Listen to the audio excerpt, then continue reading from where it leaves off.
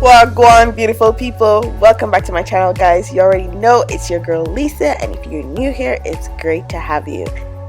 In today's video, I'm going to be showing you guys how I go in with my relaxer and I add that to my Texlaxed hair. So what is Texlaxed hair?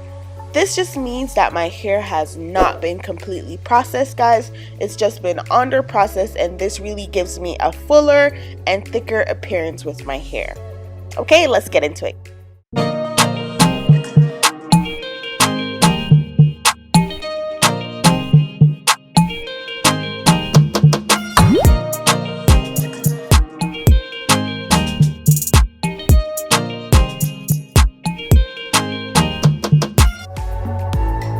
So I'm gonna be starting off with my Motions Classic Formula Hair Relaxer, guys, and I just went ahead and picked up the 64-ounce tub, and this relaxer contains shea butter, argan oil, and coconut oil, guys. This has always been my go-to brand, and it's just what I find works best for me.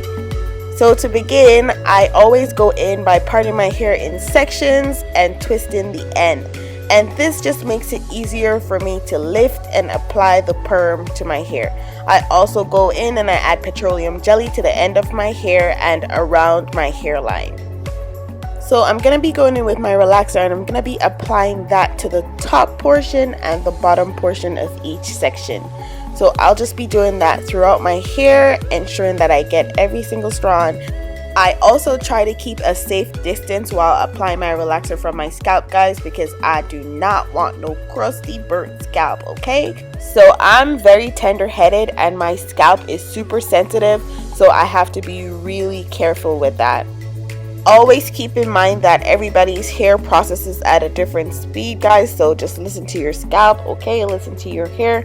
Don't be keeping this perm in your hair while it's burning like crazy, because for sure you will get some scalp burns. Okay,